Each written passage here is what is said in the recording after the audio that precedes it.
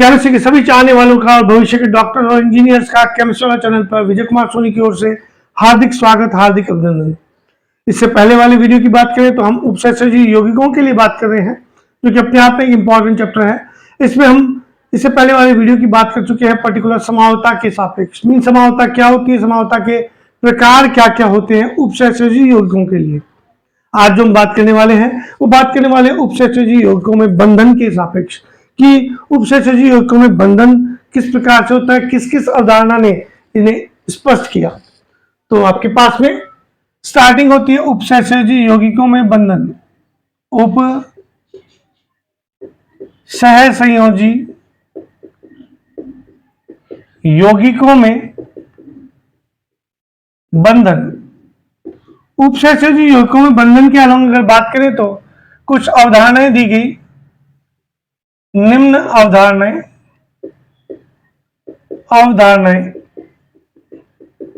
इसमें नंबर 1 आती है आपके पास में वर्नर अवधारणा।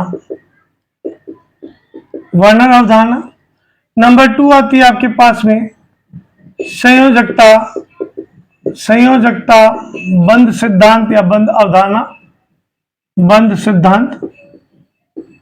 इसी में हम बात करें तो नंबर 3 आता है आपके पास में क्रिस्टल क्षेत्र सिद्धांत, जिसे हम क्रिस्टल फील्ड थ्योरी भी कहते हैं। ये 3 अवधारणाएं। इसके अलावा फिर आती है आपके पास में अणुकक्षक अवधारणा और फिर आते हैं लिगेंड, लिगेंड फील्ड थ्योरी, जिसे हम कहते हैं पर्टिकुलर लिगेंड क्षेत्र सिद्धांत भी आता है, जो कि पर्टिकुलर 11th 12th और नीट और IIT के में इंक्लूड नहीं है, वो पीजी के सिलेबस में है। तो यहां सबसे पहले हम बात करना चाहेंगे आपके पास में वर्नर अवधारणा की। वर्नर अवधारणा जिसका प्रतिपादन किया था अल्फ्रेड वर्नर ने इसका प्रतिपादन किया। अल्फ्रेड वर्नर ने क्या किया, पर्टिकुलर कोबाल्ट क्लोराइड और प्लैटिनम क्लोराइड जैसे यौगिकों की अमोनिया के साथ क्रिया करा करके पर्टिकुलर भिन्न भिन्न उपसहसर्जी यौगिक प्राप्त किए। उपसहसंयोजी यौगिक प्राप्त किए और उनके लिए पर्टिकुलर एक व्यवहारिक, जिसे हम आमतौर पे कहते हैं प्रैक्टिकल ट्रीटमेंट अवधारणा दी। इसी कारण से पर्टिकुलर अल्फ्रेड वर्नर को हम उपसहसंयोजी रसायन का जनक भी कहते हैं। अल्फ्रेड वर्नर को उपसहसंयोजी रसायन का जनक भी कहा जाता है, क्योंकि उन्होंने प्रैक्टिकल ट्रीटमेंट दिया और सबसे पहले अवधारणा प्रस्तुत की। इस अवधारणा के कुछ निम्नलिखित बिंदु हैं। अल्फ्रेड वर्नर ने क्या बताया आमतौर पे कि उपसहसंयोजी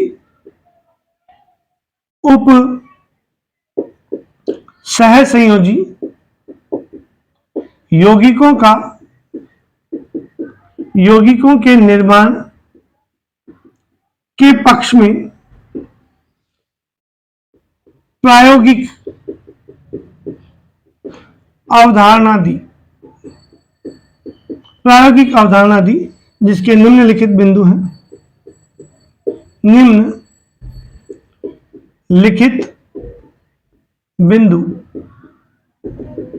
क्या कहा आपने कि किसी भी उपसहसर्जी यौगिक में धातु परमाणु की, नंबर 1, किसी भी उपसहसर्जी यौगिक में धातु परमाणु की 2 प्रकार की संयोजकता होती है। 2 प्रकार की संयोजकता होती है। पहली संयोजकता आती है आपके पास में प्राथमिक संयोजकता और दूसरी संयोजकता आती है आपके पास में द्वितीयक संयोजकता। आमतौर पर उपसहसर्जी यौगिकों में धातु परमाणु की 2 प्रकार की संयोजकता होती है, प्राथमिक और दूसरी द्वितीयक संयोजकता। यहां बात करें तो हम प्राथमिक संयोजकता की, अपने आप में आयनिक संयोजकता होती है। आयनिक संयोजकता और द्वितीयक संयोजकता आपके पास में, द्वितीयक संयोजकता आपके पास में अनआयनिक या नॉन आयनिक होती है, अनआयनिक संयोजकता होती है। ये बात कही आपने। प्राथमिक और द्वितीयक दो प्रकार की संयोजकता होती है किसी भी धातु परमाणु की, जहां प्राथमिक आयनिक संयोजकता होती है, द्वितीयक अनआयनिक संयोजकता होती है। तीसरा पॉइंट क्या कहा आपने कि ये जो आयनिक है संयोजकता, आयनिक संयोजकता अपने आप में ऋणायनों द्वारा संतुलित होती है। वहीं पे नॉन आयनिक, जिसको हम द्वितीयक संयोजकता कहते हैं, अनआयनिक संयोजकता, अनआयनिक संयोजकता ये अपने आप में ऋणायनों तथा अणुओं द्वारा संतुलित होती है। दूसरी खास बात, पहली खास बात कि उपसहसंयोजी यौगिकों में दो प्रकार की संयोजकता होती है, प्राथमिक और द्वितीयक। प्राथमिक आयनिक और द्वितीयक अनायनिक होती है। आयनिक जो होती है वो ऋणायनों के द्वारा संतुलित होगी और अनआयनिक संयोजकता आपके पास में ऋणायनों और अणुओं के द्वारा संतुलित होगी।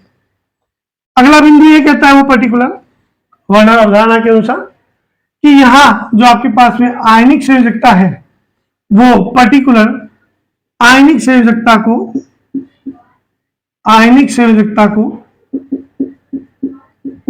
संयोजकता को आपने ऑक्सीकरण अंक भी कहा, ऑक्सीकरण अंक भी कहते हैं। वहीं पे नॉन आयनिक यानी कि द्वितीयक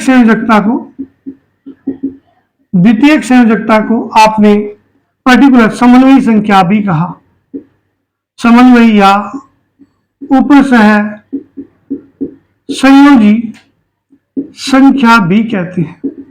आमतौर पर आयनिक को ऑक्सीकरण और नॉन आयनिक को हम समन्वयी संख्या भी कहते हैं या उपसहसंयोजी संख्या भी कहते हैं। इसी के अंतर्गत आपने ये कहा कि आयनिक संयोजकता को पर्टिकुलर एक टूटी हुई रेखा के द्वारा कुछ इस प्रकार, जबकि द्वितीयक संयोजकता जो थी आपके पास में नॉन आयनिक संयोजकता को एक ठोस लाइन के द्वारा व्यक्त किया जाता है तथा दोनों संयोजकताओं को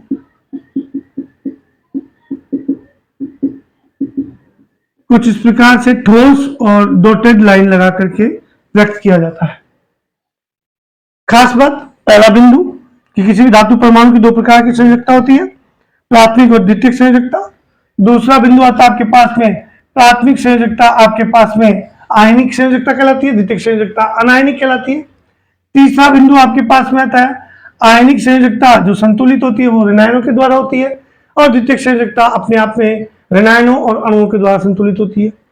चौथा पॉइंट आता है आपके पास में आयनिक संयोजकता जो है उसे हम ऑक्सीकरण भी कहते हैं, नॉन आयनिक हम समन्वयी उपसहसंयोजी संख्या भी कहते हैं। समन्वयी संख्या कह दो या उपसहसंयोजी संख्या कह दो।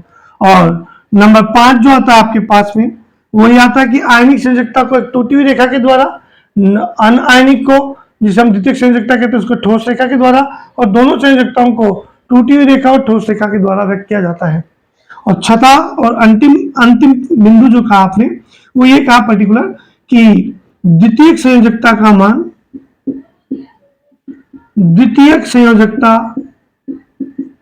का मान निश्चित होता है। हर एक धातु परमाणु के लिए इसका मान निश्चित होता है। इसके फेवर में हम एग्जाम्पल की बात करें तो पर्टिकुलर हम यहां यूज करेंगे कोबाल्ट क्लोराइड की अभिक्रिया हमने 6NH3 के अणुओं के साथ करवाई। तो यहां जो यौगिक बनेगा, यहां प्राथमिक संयोजकता आप देख सकते हैं इसकी ऑक्सीकरण अवस्था +3 आ रही है।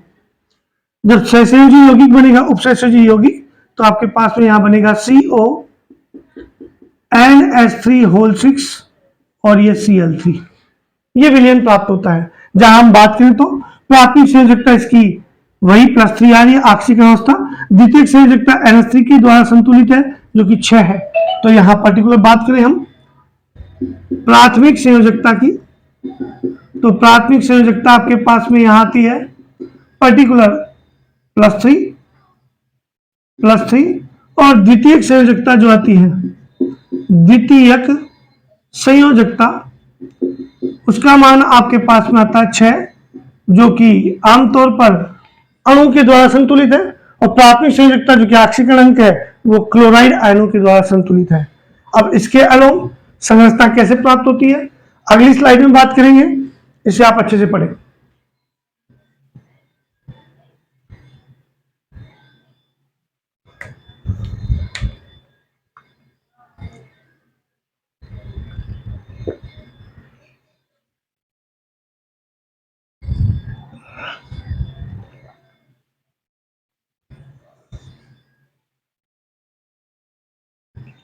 इसी क्रम में फर्स्ट एग्जांपल की बात करते हुए आपने यहाँ पे यूज किया कोबाल्ट क्लोराइड की 6 अमोनिया के साथ में अभिक्रिया कराई, तो संरचना किस प्रकार प्राप्त होती है गौर फरमाएं।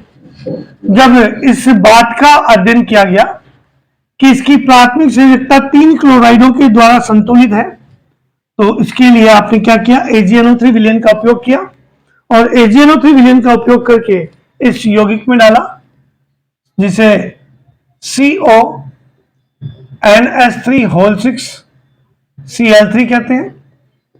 AgNO3 सिल्वर नाइट्रेट का विलयन जब डाला तो यहां पर्टिकुलर 3 अणु 3 मोल पर्टिकुलर AgCl के प्राप्त होते हैं, यानी कि इसकी 3 संयोजकता जो थी +3 वो 3 क्लोराइडों के द्वारा संतुलित है। अर्थात मेरा कहने का मतलब यह है कि पर्टिकुलर इसका वियोजन होगा तो कुछ इस प्रकार होगा CONH3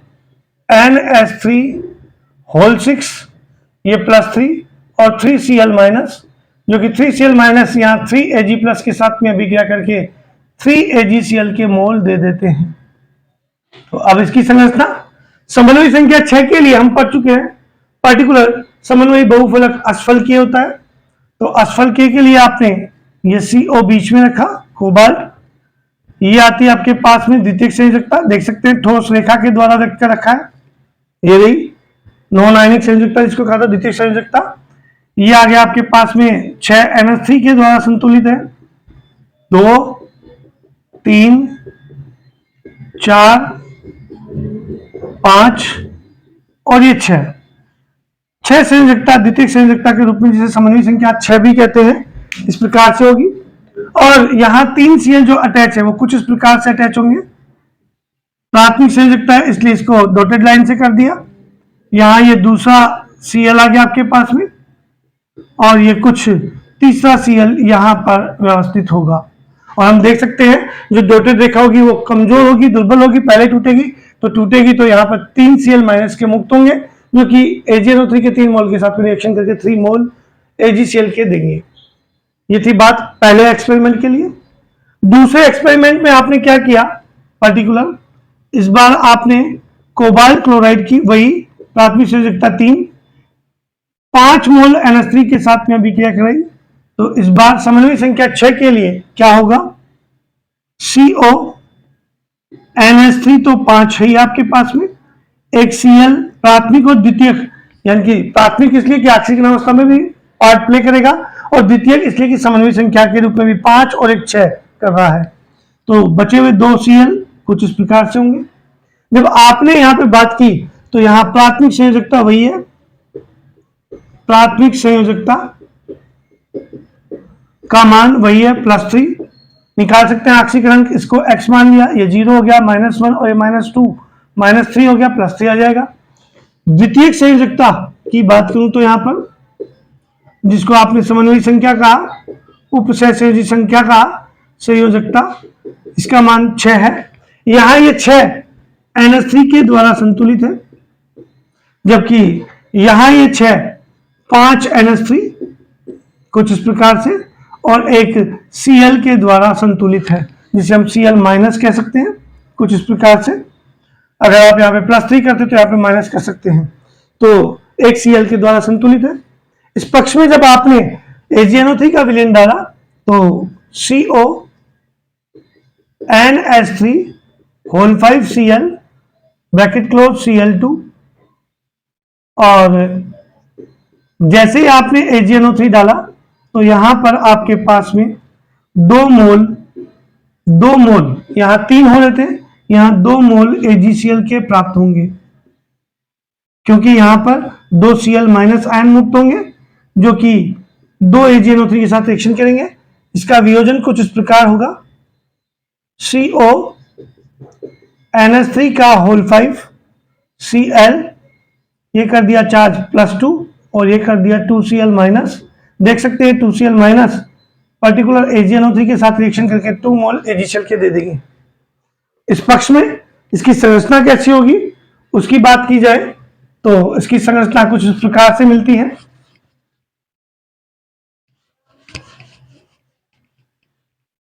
बड़ा ही इंपॉर्टेंट है, अच्छे से समझे, क्योंकि एनसीईआरटी में भी क्वेश्चंस दे रखे हैं इसके जो कि आपको करने हैं। और इस एग्जाम्पल की बात करें तो आपके पास में संरचना कुछ इस प्रकार होगी। समन्वय संख्या 6 है, ये आ गया आपके पास में कुछ इस प्रकार। द्वितीय संयोजकता, लेकिन यहां हमने खास बात क्या बता रहे हैं कि यहां एक Cl प्राथमिक और द्वितीयक दोनों का काम कर रहा है, तो Cl को हम ये प्राथमिक तो आ गई डॉटेड और द्वितीयक आगे आपके पास में ठोस रेखा से व्यक्त करेंगे। इसके अलावा 5 Cl NH3 द्वितीयक संयोजकता के रूप में इससे अटैच होंगे कुछ इस प्रकार से, NH3 NH3 और ये NH3। बचे हुए 2 Cl प्राथमिक संयोजकता के रूप में यहां पर अटैच होंगे और आप देख सकते हैं पहले ये दोनों बॉन्ड टूटेंगे, इसीलिए 2 Cl माइनस मुक्त होंगे और 2 Cl माइनस 2 AgNO3 के साथ रिएक्शन के 2 मोल AgCl का देंगे। इसी पक्ष में तीसरा जो रिजल्ट था वो कुछ इस प्रकार था कि कोबाल्ट क्लोराइड की जब आपने अभी क्या कराई, इस बार पर्टिकुलर 4 NH3 के साथ करवाई, समन्वय संख्या 6 रखने के लिए यहां संकुल यौगिक का निर्माण हुआ CO NH3 होल 4 और ये हो गया आपके पास में Cl2 और ये Cl। जब इस यौगिक की बात करूं तो यहां प्राथमिक संयोजकता वही है, प्राथमिक संयोजकता ऑक्सीकरण अंक वही निकल रहा है आपके पास में, वो है +3। द्वितीयक संयोजकता की बात करूं तो द्वितीयक संयोजकता की बात करूं तो यहां आपके पास में वही 6 है, जिनमें से 4 तो NH3 के द्वारा और 2 Cl माइनस के द्वारा बैलेंस होंगी। जब आपने इस विलयन में AgNO3 का विलयन डाला तो CONH3 4 Cl2 Cl, जब AgNO3 का विलयन डाला तो यहां आपके पास में 1 मोल AgCl का प्राप्त हुआ। क्यों? क्योंकि इसका वियोजन कुछ इस प्रकार से होता है, संकुल यौगिक है तो संकुल आयन बनाएगा, NH3 का होल 4 Cl2, ये चार्ज आ गया प्लस और ये Cl माइनस, ये AgNO3 के साथ में रिएक्शन करके एक Ag प्लस एक Cl माइनस के साथ रिएक्शन करके 1 मोल AgCl का देगा। इस पक्ष में संरचना की बात करें तो संरचना कुछ इस प्रकार से प्राप्त होती है कि CO आपके पास में सेंटर में आ गया, ये आपके पास में प्राथमिक द्वितीयक संयोजकता आ गई ठोस रेखा के द्वारा, यहां 2 Cl प्राथमिक और द्वितीयक दोनों का काम कर रहे हैं, तो एक Cl को हमने यहां रख दिया टॉप पे, ये प्राथमिक और द्वितीयक 4 NH3 कुछ इस प्रकार से रख दिए हमने, NH3 NH3 NH3 और ये दूसरा Cl और आ गया। एक Cl रहता केवल प्राथमिक संयोजकता के रूप में जिसको हमने डॉटेड के थ्रू दिखा दिया, और ये Cl टूटेगा तब जाकर के पर्टिकुलर एक AgNO3 के Ag प्लस के साथ रिएक्शन करके 1 मोल AgCl का देगा। ये थी बात आपके पास में थर्ड एक्सपेरिमेंट की। फोर्थ एक्सपेरिमेंट और क्या होगा उनकी बात करेंगे, स्लाइड को अच्छे से पढ़े।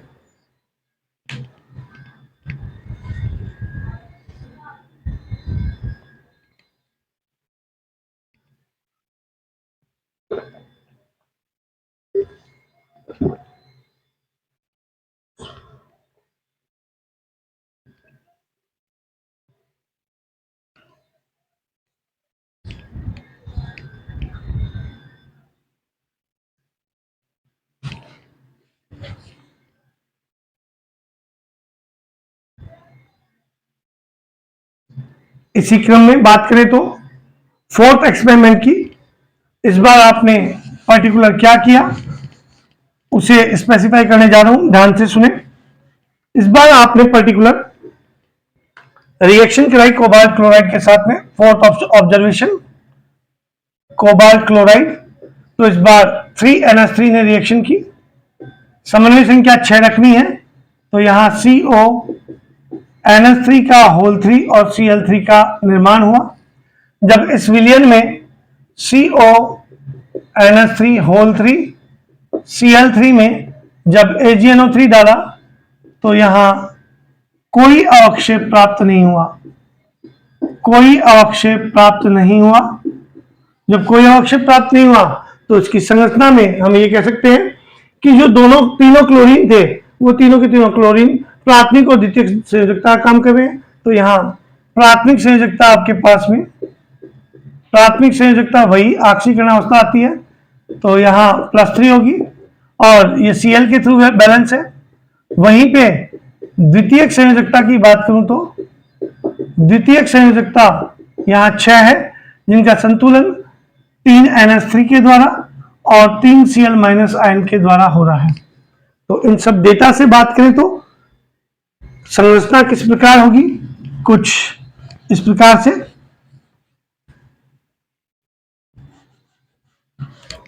संरचना कुछ इस प्रकार से प्राप्त होती है कि ये CO सेंटर पे आ गया आपके पास में, समन्वय संख्या 6 है, इसलिए बहुफलक आपके पास में असफल की होगा कुछ इस प्रकार। एक Cl प्राथमिक और द्वितीयक दोनों संयोजकताओं को पूरा कर रहा है, तो ये आ गया प्राथमिक और द्वितीयक। फिर एक NH3, फिर एक और Cl प्राथमिक और द्वितीयक दोनों का कर रहा है, फिर NH3, फिर एक और Cl प्राथमिक और द्वितीयक दोनों का काम कर रहा है, और ये NH3।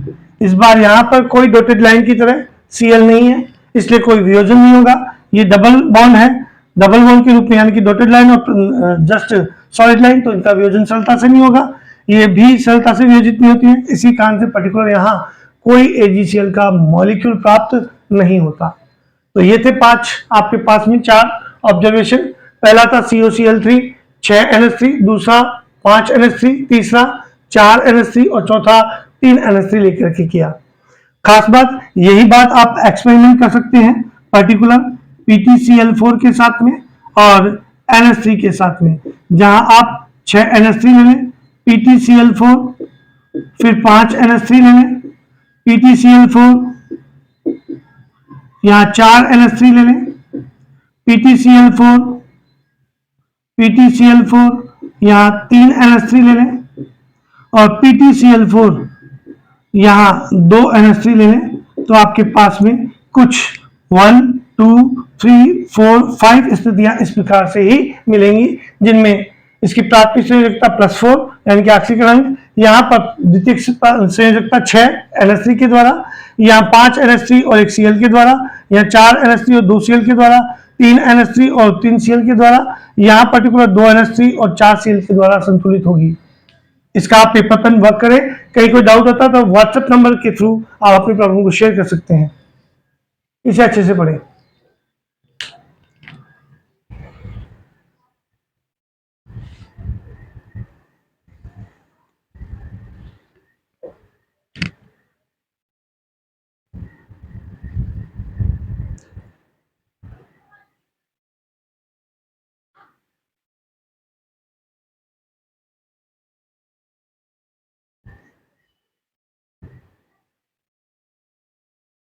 तो ये थी बात पर्टिकुलर वर्णन अवधारणा के अलोंग पर्टिकुलर COCl3 और 6NH3 की अभिक्रिया के द्वारा।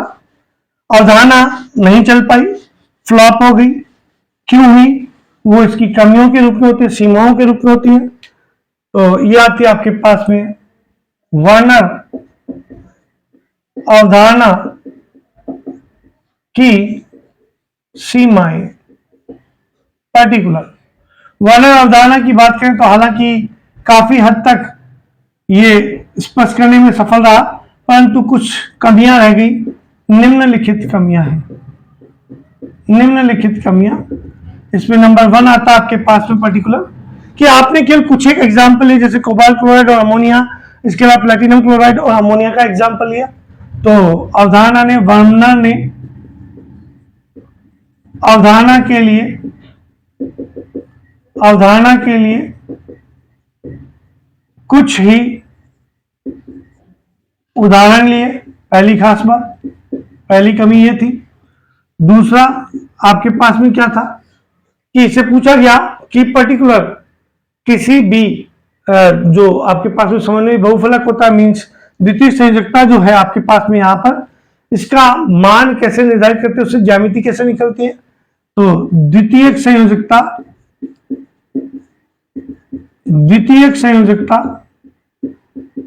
ज्यामिति से किस प्रकार संबंधित है, इसका भी कोई जवाब नहीं आया। संबंधित है। नंबर थर्ड, इसको भी एक्सप्लेन नहीं कर पाया। इसके अलावा उपसहसंयोजी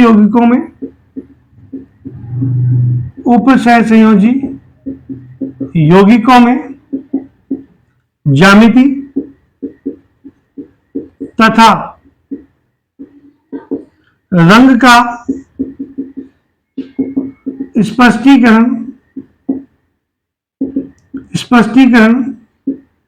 नहीं दे सका। और अंतिम बात करें तो यह अवधारणा उपसहसंयोजी यौगिकों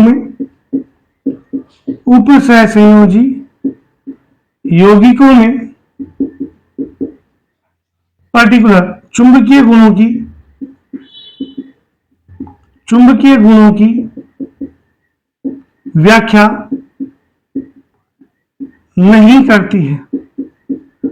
इन 4 बिंदुओं के कारण से यह अवधारणा फ्लॉप हो गई। पहली कमी थी कि कुछ एक उदाहरण लिया। दूसरी कि द्वितीय संयोजकता जो कि समन्वय संख्या है, उससे ज्यामिति कैसे संबंधित होती है, यह भी जवाब नहीं था। उपसहसंयोजी यौगिकों में ज्यामिति और रंग, कौन सा रंगीन होगा कौन सा रंगहीन होगा, इसका भी स्पष्टीकरण नहीं दे पाया। और कौन सा उपसहसंयोजी यौगिक अनुचुंबकीय होगा, कौन सा प्रतिचुंबकीय, इस बात का भी जवाब नहीं दे पाया और यह अवधारणा फ्लॉप हो गई।